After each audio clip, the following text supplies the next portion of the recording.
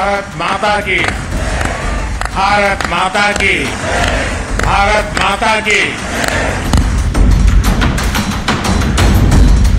जल, थल, नभ और अंतरिक्ष में ऐतिहासिक कामों का यश मिल रहा है। ये नए काल चक्र की शुरुआत है। 40 वर्ष के बाद कोई भारतीय अंतरिक्ष में जाने वाला है।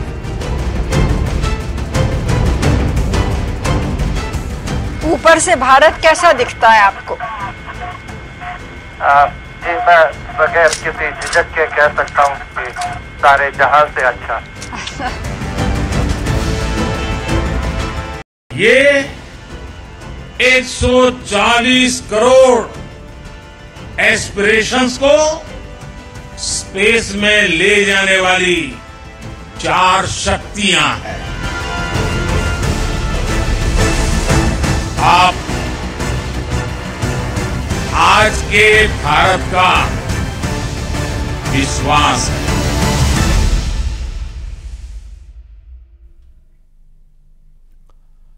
नया भारत अंतरिक्ष में ऊंची उड़ान भरने को तैयार है। मिशन गगनयान को धार देने के लिए पीएम मोदी केरल के तिरुवनंतपुरम पहुंचे, जहां उन्होंने विक्रम साराभाई अंतरिक्ष केंद्र का दौरा किया और भारत के पहले अंतरिक्ष मानव मिशन गगनयान की तैयारियों की समीक्षा की।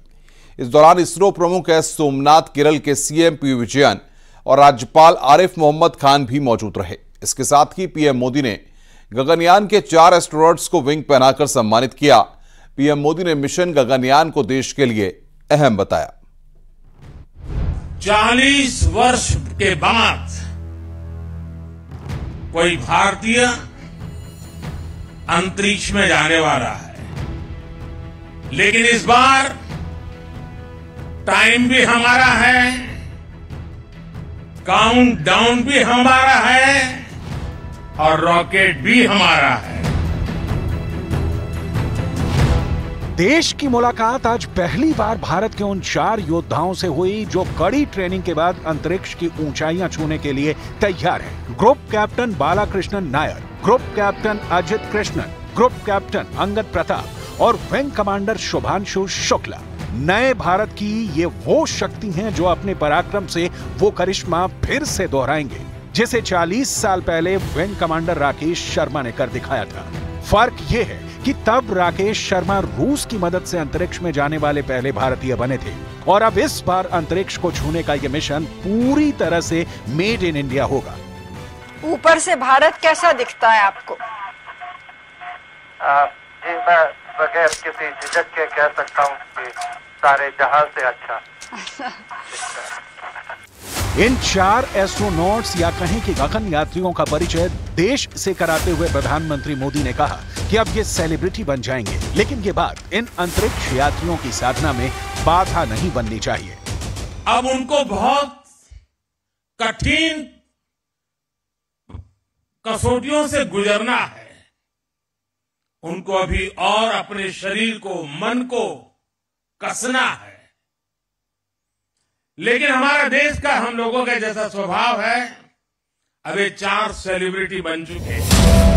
इसी साल भारत चंद्रयान 3 के जरिए चंद्रमा के दक्षिणी ध्रुव पर उतरने वाला दुनिया का पहला देश बना था और संभवतः इसी साल अंतरिक्ष में छलांग लगाने जा रहे इन गगन यात्रियों के दम पर भारत अपने दम पर ऐसा करने वाला चौथा देश होगा।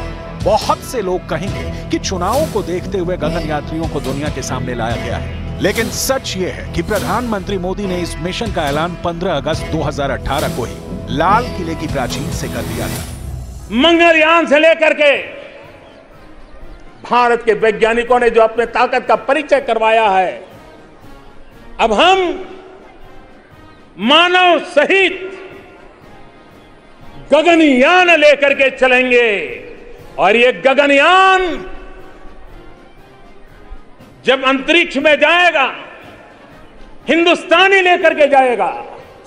हिंदुस्तान के वैज्ञानिकों के द्वारा हुआ, हिंदुस्तान के पुरुषार्थ के द्वारा हुआ होगा। तब विश्व के अंदर हम चौथे देश बन जाएंगे जो मानव को अंतरिक्ष में पहुंचाने वाले बन जाएंगे। इस ऐलान के फौरन बाद ही अंतरिक्ष यात्री बनने के लिए पायलट से एप्लीकेशन मंगाने का सिलसिला शुरू हुआ और 2019 में 4 अंतरिक्ष यात्रियों को गगनयान मिशन के लिए चुन लिया गया। इसके बाद चुने हुए पायलट्स को रूस के यूरी गागरिन कॉस्मोनेट ट्रेनिंग सेंटर भेजा गया, जहां इन्होंने लगभग 1 साल तक अंतरिक्ष में जाने की ट्रेनिंग ली और आज देश के सामने उन अंतरिक्ष यात्रियों का नाम सामने आ गया जो 10,000 करोड़ रुपए के इस मिशन का सबसे अहम किरदार होंगे। We in ISRO wish to assure you, sir, that we will do our best in bringing the best in our technological, industrial, entrepreneurial and academic capabilities in India to achieve the leadership in space domain and make Bharat achieve its status during its journey to Viksit nation. इस मौके पर प्रधानमंत्री मोदी ने इसरो के भविष्य के इरादे भी स्पष्ट कर दिए, जिसमें एक और चंद्र मिशन के साथ साथ 2035 तक पृथ्वी से सैकड़ों किलोमीटर की ऊंचाई पर भारत के अपने स्पेस स्टेशन का सपना भी शामिल है। 2035 तक अंतरिक्ष में भारत का अपना स्पेस स्टेशन होगा जो हमें स्पेस के अज्ञात विस्तार को जानने में मदद करेगा। साफ है कि अब अंतरिक्ष के क्षेत्र में भारत के कदम न रुकेंगे न थकेंगे और अंतरिक्ष और ब्रह्मांड को करीब से देखने की यात्रा में अब देश के इरादों को कोई झुकने नहीं देगा।